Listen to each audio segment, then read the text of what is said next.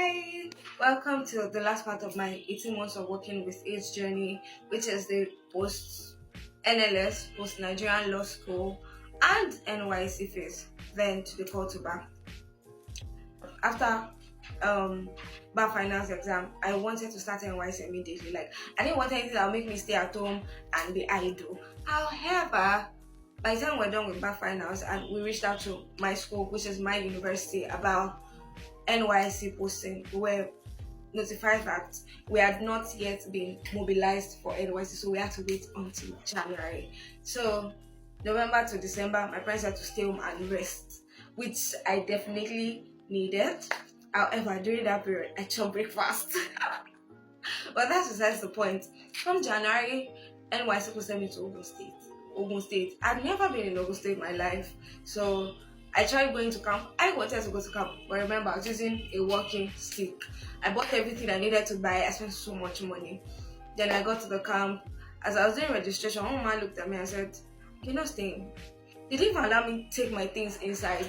So the woman called somebody, I did my registration, and I went back home.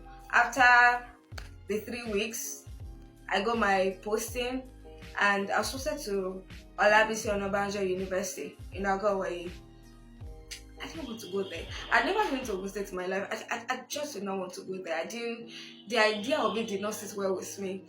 So before I resumed to my PPA, I was coming to Lagos for interviews, by the way, because I was using walking stick to maneuver inside Lekki to find the place that I was supposed to do my interview. I tried getting reposted to Lagos. It wasn't working, so I just accepted my fate and I stayed in Ogun State.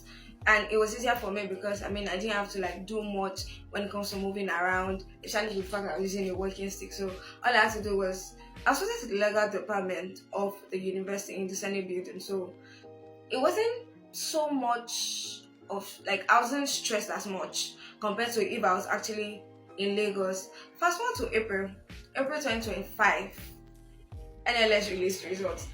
Luckily for me, I went home during that period. I don't know, I think it was Easter period. So I was at home, I saw the results. To be very honest, I wasn't exactly as happy.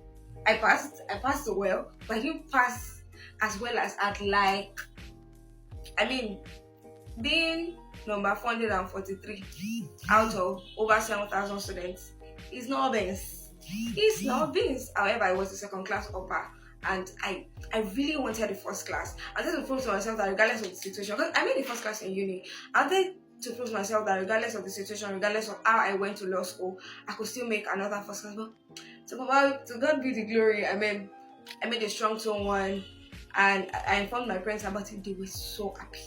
I feel like it was the way they expressed their happiness that regardless of the situation and everything that surrounded my resumption and going to law school, I was able to pass and pass well. Their happiness it just made me so happy. And I just got over the sadness of I didn't make first class from there. And I told my friends about it. They were really happy. And I went back to my PPA because NLS was not saying anything about Kotuba. Then sometime in May, we were told that Kotuba was going to be in June. Now, in May, I missed a little part. Sometime in November, because even when I was in law school, I was going for checkup. I was doing x-rays on my leg to see how it is healing. So in May the previous year when I was in law school, 2024, I went for a checkup. That was during externship. They said it was healing well, so that was fine. After my bar finals exam in November, I went back to the hospital and they said it was fine. However, that November, I complained and I told my doctor that the implant in the leg was affecting my hip and it was making walking by myself because sometimes I want to walk by myself even though I was leaping.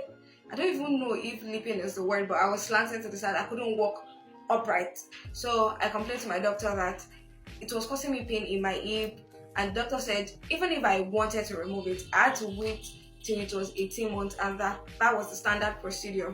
So fast forward to May 2025, before Kotuba, when results had been released. May 2025, I went for another checkup. That was 6 months after November checkup. And I same complaint to my doctor, I need to remove this thing. The pain is too much and I want to start working by myself. It's overdue. 18 months is a long time. And I went with my parents. I told the doctor, this is how I'm feeling. And prior to then, I'd been complaining to my parents that I need to remove this thing. When we got to the doctor, an experienced person, an experienced man, and he was like, they don't remove the implants for such operations anymore, that I can live with it, and nothing, like there's no consequence to living with it, and I don't need to remove it.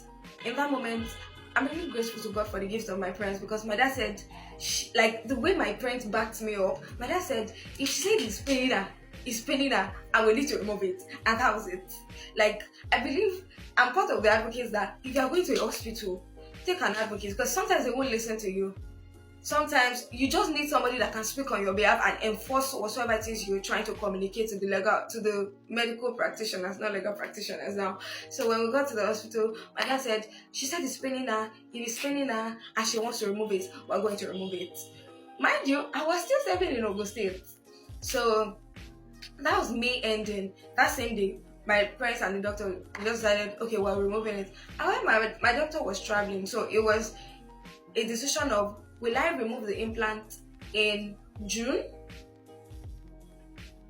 before call to bar? Call to bar was July, early July, or wait till September to remove the implant. And that was because my doctor was traveling out of Nigeria, and he mentioned that I was going to travel out of Nigeria. That my call to bar week. So I had to decide if I was going to do the operation before call to bar or afterwards when it comes back in September. And I said, I'm going to do it before call to bar. There's no way I'm waiting till September with this implant and this pain in my hip before removing it. That same day, they did my blood work. The decision was made. We made payment for the operation. They did my blood work. I had to go back to my PP, inform them that, okay, so this is the update. I told my LGA, told him, explained to him the whole thing. I need to go home and I need to go and do this operation.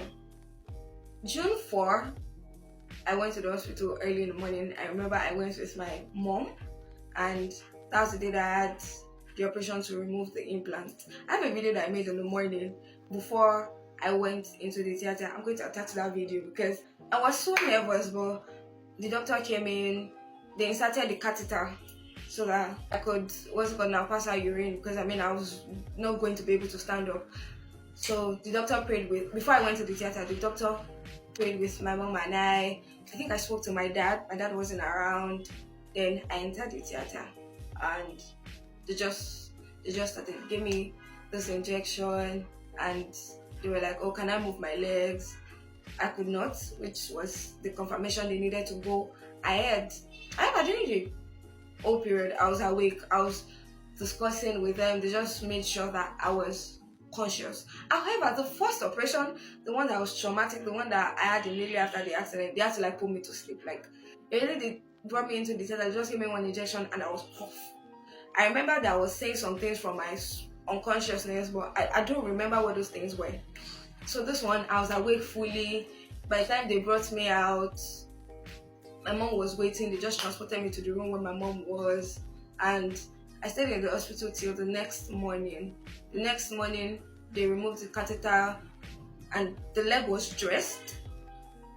The bone was fine, so I wasn't in pain. I was able to move around with my walking stick because I just had an operation. So the next day, I went there with my mom, and the whole of June, I was just eating. Fast forward to the end of June, I went back to the hospital. This time, I went back to the hospital by myself without walking stick. I was so happy. I went back to the hospital to remove the dressing on the leg, to remove the stitches, and by that time, it was already healed. What's it called now? Is it laceration?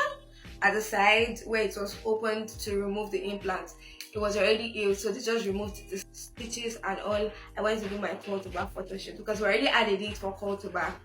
Then in July, I traveled to Abuja for call to bar, and I was so happy that I was able to go for call to bar without walking stick. A lot of people that saw me doing call to bar, I remember there was this guy when we went to go and collect, I think it was call to bar invite for our parents or something like that. Just something for call to bar. This guy saw me and he literally, he carried me, lifted me up and spun me around because he was that happy to see me. And the joy that was on the faces of my friends, everybody that knew me for law school that saw me struggle, it was worth it. It was so worth it. I went for class one, cultural Thanksgiving, because I remember class one was one of my biggest motivation in law school. Even the times that I'm like, can I make it? I'll go for class one, I'll feel a lot better. Because I remember class one was one of the reasons why I even transitioned to working stick from the worker in the very first place. So it was beautiful. I did testimony. Class one, cultural Thanksgiving. I did testimony. I danced a lot. I wore the clothes that I had the accident in. I danced a lot. If I have videos, I'm going to attach it. I danced a lot because it was just from a place of gratitude. Then my call to bad day, I promised myself I was not going to cry, right? I lied. Went for call to bar.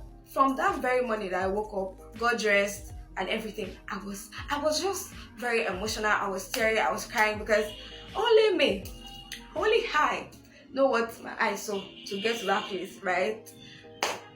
And mind you, I'd gotten my wig and gown like even before bar finals exam. I was that, I don't know the word, I was just eager to like get over that phase, and I'm just so grateful to God that I was able to do that. Call to bar day, even during call to bar, like even in the hall, I was teary. I couldn't make a video because I don't like to cry on camera, but where I was shaking. I was very, very emotional. I was grateful to God. And from the call to bar, I came back to Ibadan, which is where my parents stay. And from there, it was just, I went back to my life. From there, I had like a new beginning. I didn't have to work with it anymore, and it was just so freeing, because that 18 months, for somebody that likes to work fast, and I tell people that if I had a superpower, that my dream superpower is teleportation. I don't like to be on the road. I don't like when people are working slowly. I like to work fast. That 18 months felt like bondage, like I was in prison. So I was grateful to God that, I'm still grateful. I'm grateful to God that I was able to come out of that phase, and I'm grateful to God also for the support that I got from my family, my friends, even random strangers. Yeah, thank you. Thank you for listening to my story. Bye.